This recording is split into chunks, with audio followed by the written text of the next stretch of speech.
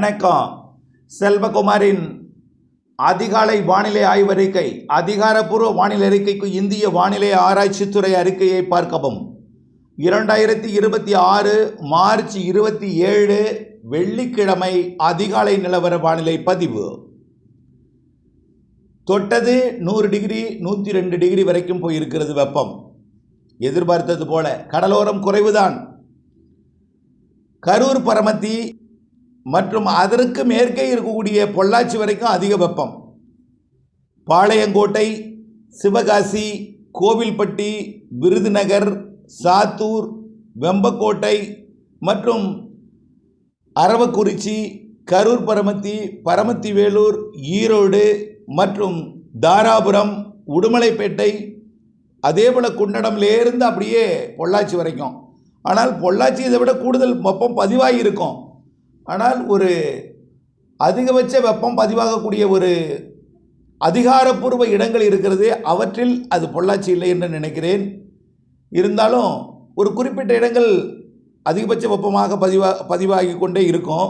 அந்த பட்டி, அதாவது இந்த இடத்தில்தான் அதிகபட்ச வெப்பம் பதிவு செய்ய எவ்வளவு ஆகிறது என்று பார்ப்பதற்காக அதிகாரப்பூர்வமாக வெப்பநிலைக்கு ஒரு குறிப்பிட்ட இடங்களையும், மழைப்பதிவுக்கு ஒரு குறிப்பிட்ட இடங்களையும், மழைப்பதிவுக்கு நிறைய இடங்கள் இருக்கும், வெப்பநிலைக்கு ஒரு குறிப்பிட்ட இடங்கள் கணக்கெடுப்பதற்காக வைத்திருப்பார்கள். அந்த இடத்துல கரூர், பரமத்தி பதிவாகி இருக்கிறது.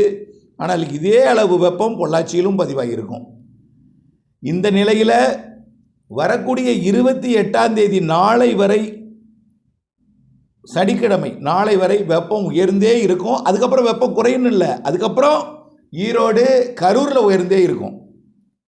பொள்ளாச்சி போன்ற பகுதிகளுக்கு இன்றைக்கும் நாளைக்கும் உயர்ந்து மீண்டும் 1 டிகிரி குறையும். அதாவது பாளையங்கோட்டை, கோவில்பட்டி, கயத்தார் எல்லாமே மேற்கு, அதாவது கிழக்கிலிருந்து வரக்கூடிய காற்று மேற்கு நோக்கி பயணிக்கும் பொழுது எது வழித்தடமாக இருக்கிறதோ அங்கே வெப்பமடைந்த காற்று பயணிக்கும். 29ஆம் தேதி ஞாயிற்றுக்கிழமையிலிருந்து கொஞ்சம் மேற்கு காற்று வரும். இருந்தாலும் வந்தாலும் அது வளிமண்டல மேலடுக்கில் தான் வரும். கீழடுக்கிலே கொஞ்சம் வெப்பம் உயர்ந்தே காணப்படும் திங்கட்கிழமை வரைக்கும். அதாவது 30ஆம் தேதி வரைக்கும். 31ஆம் தேதியும் கொஞ்சம் வெப்பம் உயர்ந்து தான் இருக்கும். ஆனால் இன்றைக்கும் நாளைக்கும் இருக்கும் வெப்பத்தை காட்டிலும் கொஞ்சம் குறைவாக இருக்கும். கொஞ்சம் சில புள்ளி, அதாவது 102 104 டிகிரி வரைக்கும் போகலாம். கண்டிப்பாக சிவகாசி, கோவில்பட்டி, பாளையங்கோட்டை இதெல்லாம் 102 வரைக்கும் போகும். இதில் விருதுநகர் மாவட்டத்தில் ஏதேனும் ஒரு இடத்துல 104 கூட போகலாம். மதுரை 102 போகும். கரூர், பரமத்தி வேலூர் மற்றும் ஈரோடு, அதனை ஒட்டியுள்ள தாராபுரம், அதற்கு மேற்கே உடுமலைப்பேட்டை, பொள்ளாச்சி இடைப்பட்ட பகுதி, இந்த பகுதி எல்லாமே 102 போகும். கண்டிப்பாக 104 போகாது, 102 போகும். 104 சிவகாசி, அதன் சுற்று வட்டார பகுதியெல்லாம் எதிர்பார்க்கப்படுகிறது.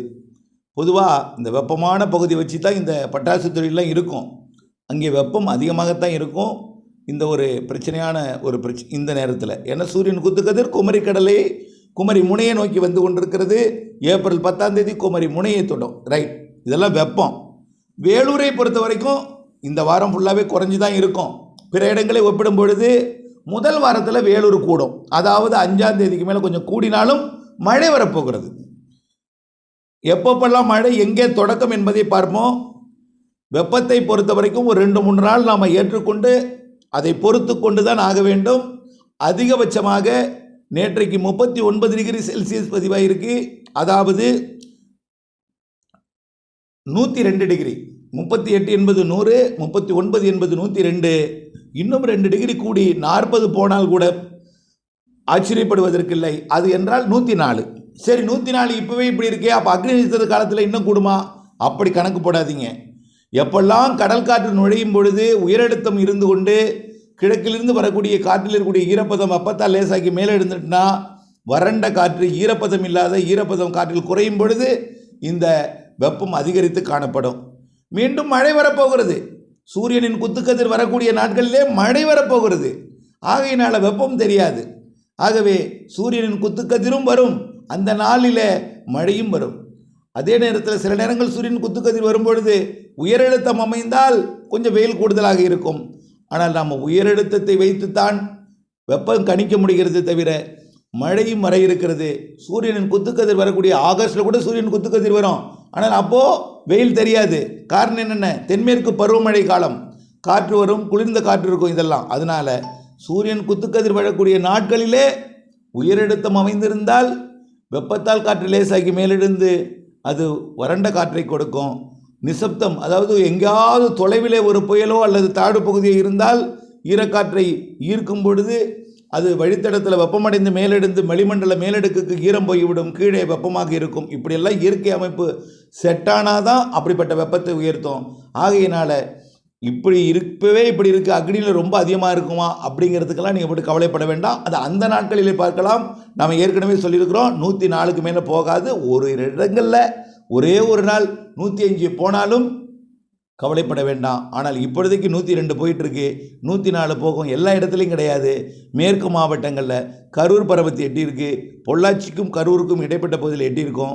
பிற இடங்கள்லையும் ஆங்காங்கே தென் மாவட்டங்கள் எட்டினாலும் இன்னும் 2-3 நாளைக்கு வரக்கூடிய திங்கட்கிழமை வரையாவது இந்த வெப்பத்தை ஏற்றுக்கொள்ள வேண்டும். அதற்கு பிறகு 2ஆம் தேதியிலிருந்து நன்றாகவே வெப்பம் குறைந்துவிடும். அதையும் பார்ப்போம். 29ஆம் தேதியிலிருந்து இடிமழை தொடங்க போகிறது. அதை எங்கன்னு பார்ப்போம். உங்கள் ஊருக்கு கிடையாது, எந்த ஊருன்னு நான் சொல்ல போகிறேன், கேட்டுங்க. உடனே தலைப்பை பார்த்து உங்கள் ஊர் நினச்சிக்கிட்டு எங்கே மழை பெய்யலன்னு கேட்கக்கூடாது. தயவுசெய்து புரிஞ்சுங்க எங்கே சொல்ல போகிறேன்னு. வரக்கூடிய 29ஆம் தேதி மேற்கு காற்று பாலக்காட்டு கணவாய், ஆரியங்காவு கணவாய், ஆரல்வாய்மொழி கணவாய், மைசூர் வழியாகவும் நுழையும். இதனால் மேற்கு தொடர்ச்சி மலையோட மேற்கு சரிவில் 29ஆம் தேதி இடிமழை கேரளாவுக்குள்ளே இருக்கும். நல்லா பாருங்கள், 29ஆம் தேதி என்பது ஞாயிற்றுக்கிழமை மாலையில் பொள்ளாச்சியிலிருந்து மேற்க பார்த்தீங்கன்னா இடிமின்னலை மேலே கொண்டல் ஏறி இடிமின்னல் கொடுப்பதை நீங்கள் பார்க்கலாம் கேரளாவில், மைசூரில். அதே போல் மூணாருக்கு அந்த பக்கம் பார்க்கலாம், மேற்கே மூணாறில் பார்க்கலாம் 29. ஓகேங்களா? சரி, 30ஆம் தேதி மேற்கு தொடர்ச்சி மலைக்கு மேலேயே வந்துடும். இடிமண்ணல் மழை பரவலாக அல்ல, ஆங்காங்கே நீலகிரி, வால்பாறை. 30ஆம் தேதி எங்கெங்க? நீலகிரி, வால்பாறை மற்றும் தேனி மாவட்டத்தோட ஏலக்காய் சாகுபடி பகுதி, கன்னியாகுமரி மாவட்டத்தோட மேற்கு பகுதி, குற்றாலம், செங்கோட்டை போன்ற மலை பகுதிகள். இங்கே வரக்கூடிய 30ஆம் தேதி இடிமழை வாய்ப்பு இருக்குது. பரவலாக இல்லை, ஒரு சில இடங்களில்.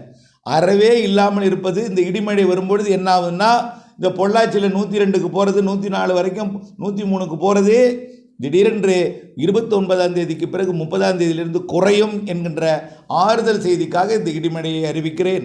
சரி, அப்புறம் 30, 31 வேறு எங்கே சில இடத்துல வாய்ப்பு இருக்குன்னா, நீலகிரி மழை மேட்டுப்பாளையத்திற்கும் 30, 31 வரலாம். ஈரோடு மாவட்டத்தோட கர்நாடக எல்லையோர பகுதி, அதுலேயும் குறிப்பாக மேற்கு பகுதி, அதாவது தாளவாடி, பன்னாரி, சத்தியமங்கலம்,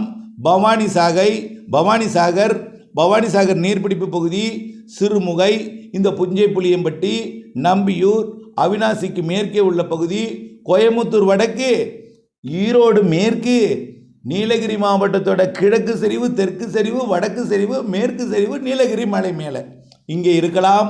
30, 31ஆம் தேதி புரியுதுங்களா? வரக்கூடிய திங்கள், செவ்வாய், ரைட். அதுக்கப்புறம் 1ஆம் தேதி மேற்கு மாவட்டங்களிலேயே ஆங்காங்கே கொடுக்கலாம், புதன். 2ஆம் தேதி கண்டிப்பாக மேற்கு மாவட்டங்களில் சில இடங்களில் கொடுக்கும். கொஞ்சம் கொஞ்சமாக முன்னேறி வரக்கூடிய இந்த வெப்பச்சலன இடிமழை காற்று சுழற்சி சுமத்ரா தீவிலிருந்து உருவாகி இலங்கை அருகே வந்து கிழக்கு காற்றை, தென்கிழக்கு காற்றை கொண்டு வந்து ஏற்றி பிறகு தெற்கு காற்றை ஏற்றப் போகிறது. இலங்கை வழியாக, மன்னார் வளைகுடா வழியாக, பாக் ஜலசந்தி வழியாக தமிழ்நாட்டிலே ஏறக்கூடிய வெப்ப நீராவியை உயரழுத்த காற்று தமிழ்நாட்டிலே குளிர்வித்து மழை பொழிவை 3ஆம் தேதியிலிருந்து தென்கடலோரம், தென் மாவட்டங்களின் உள்பகுதி, தென் மாவட்டங்களின் மேற்கு தொடர்ச்சி மலைப்பகுதி, மேற்கு மாவட்டங்கள், மேற்கு உள் மாவட்டங்கள், டெல்டா மாவட்டங்கள், 3ஆம் தேதியிலிருந்து டெல்டா, 2ஆம் தேதியே வரலாம். 3ஆம் தேதியிலிருந்து டெல்டாவிற்கு மழை. ஆங்காங்கே மாலை இரவு, நள்ளிரவு, அதிகாலை மழை. அதிகாலையில் இருக்கலாம் கோடியக்கரை வேதாரண்யத்தில் 3ஆம் தேதி. 3ஆம் தேதியிலிருந்து 12ஆம் தேதி வரைக்கும் ஒரு 10 நாட்களுக்கு மழை வானிலை ஏற்பட போகிறது. 24 மணி நேரமும் பெய்யக்கூடிய மழை அல்ல, அவ்வப்பொழுது திடீர் மழை, கோடை மழை. அதிகாலை நேரங்களில் கடலோரமும் காலை முற்பகல் நேரங்களில் கடலோரமும், மாலை இரவிலே மேற்கிலிருந்து உள் மாவட்டங்கள் வழி கடலோரமும் வரும். ஆக அதிகாலை காலை நேரத்து மழை கிழக்கிலிருந்தும், மாலை இரவு நேரத்தில் நள்ளிரவு அதிகாலை நேரத்தில் உள்ளிருந்தும் மேற்கிலிருந்தும் வரும். எது எப்படியோ அதிகாலை நேரத்தில் கடலோரமும், நள்ளிரவு நேரத்தில் உள்ளேயும், மாலை நேரத்தில் மேற்கையும் தெற்கையும் ஆங்காங்கே மழைப்பொழிவை 3ஆம் தேதியிலிருந்து கொடுக்க போகிறது. 5ஆம் தேதியிலிருந்து வடகடலோரம் சென்னை திருவள்ளூர் உட்பட சென்னை, திருவள்ளூர், செங்கல்பட்டு மற்றும் காஞ்சிபுரம், விழுப்புரம், கள்ளக்குறிச்சி, திருவண்ணாமலை, திருப்பத்தூர், வேலூர், ராணிப்பேட்டை எல்லா மாவட்டங்களுக்கும் 5ஆம் தேதியிலிருந்து உறுதி. 3ஆம் தேதியே திருப்பத்தூருக்கும் திருவண்ணாமலைக்கும் வாய்ப்பு இருக்குது. 4ஆம் தேதி கூடுதல் வாய்ப்பு. 5ஆம் தேதியிலிருந்து வடகடலோரத்திற்கும் வாய்ப்பு. 5ஆம் தேதிக்கு பிறகு 6, 7, 8, 9, 10, 11, 12 எல்லாமே ஆந்திர எல்லையோர, கர்நாடக எல்லையோர, ஆந்திரா, தெலுங்கானா, கர்நாடகாவிற்கும் ஒடிசா வரைக்கும் கொடுக்கும். ஆக புரிந்திருக்கும் நினைக்கிறேன். வெப்பம் அதிகமாவது இன்னும் 2-3 நாளைக்கு 102, 104 டிகிரி. ஒரு சில இடங்களில் நாம் மேற்கு மாவட்டங்களில் கடலோரம் கிடையாது. கடலோரம் அதிகாலையில் எப்படி இருக்குது? பனி பொழியுது, குளிருது, உயரழுத்தம், கிழக்கிலிருந்து வரக்கூடிய உயரழுத்த காற்று தரையில் பயணித்து கொண்டிருக்கு. வெப்பமடைய இந்த உயரழுத்தத்தில் இருக்கக்கூடிய குளிரில் இருக்கக்கூடிய நீராவி வெப்பமடைந்து மேலடுக்குக்கு போய் மேற்கு மாவட்டங்களில் போய் குவிக்கும். கீழடுக்கில் அதே காற்று ஈரம் இல்லாமல் மேற்கு நோக்கி பயணிக்கும். மேற்கே போய் வெப்பத்தை கொடுக்கும். மேலடுக்கில் ஏறிய அந்த நீராவி மேலடுக்கில் போய் கேரளாவிலையும் மேற்கு தொடர்ச்சி மலையிலையும் போய் அப்படியே உறைஞ்சிட்டே இருக்கும். அப்படியே ஐஸ் ஃபார்ம் ஆகிட்டே இருக்கும். முதல் மழை 29, 30, 31 ஐஸ் கட்டி மழைப்பொழிவை கொடுப்பதற்கு வாய்ப்பு இருக்குது. அதற்கு பிறகு ஆங்காங்கே மழைப்பொழிவை மேற்கிலிருந்து கொடுக்க தொடங்கி 3ஆம் தேதியிலிருந்து கடலோரமும் தென் மாவட்டங்களுக்கும் கொடுக்க தொடங்கி 5ஆம் தேதியிலிருந்து வடகடலோரமும் கொடுக்க தொடங்கி கர்நாடக, ஆந்திர எல்லையோரம் 5ஆம் தேதிக்கு பிறகு அனைத்து மாவட்டங்களுக்கும் மழைப்பொழிவை கொடுக்க போகிறது. ஒதுக்கி ஆங்காங்கே கோடை மழை, இடி மின்னலுடன் மழை, காற்று சுழற்சி அதை கொண்டு வந்து கொடுக்க போகிறது. நீராவியை மன்னார் வளைகுடாவிலும் ஒரு காற்று சுழற்சி நிலைபெறப் போகிறது. 6ஆம் தேதியிலிருந்து 12ஆம் தேதி வரை மன்னார் வளைகுடா மற்றும் குமரி கடல், இலங்கை சுற்றுவட்டார கடற்பகுதியில் ஒரு காற்று சுழற்சி அமையப் போகிறது. இது அரபிக்கடல் காற்றை தமிழ்நாட்டின் ஊடாக ஏற்றி குளிர்வித்து உயரழுத்த காற்று, நீராவி காற்று மற்றும் குளிர்விக்கும் காற்று அனைத்தும் ஒன்றிணைந்து மழைப்பொழிவை ஏப்ரல் முதல் வாரத்தின் பிற்பகுதி 2வது வாரத்தில் நல்ல மழைப்பொழிவை கொடுக்கும் என்பதில் மாற்றமில்லை. இணைந்தே இருங்கள். ஒதுக்கி என்பதை புரிந்தே இருங்கள். அப்டேட்ஸ் மாறுதல் துல்லியம் அறிந்து திட்டமிட்ட பணி செய்து லாபம் அடைந்திட அன்போடு கேட்டுக்கொள்கிறேன். நன்றி.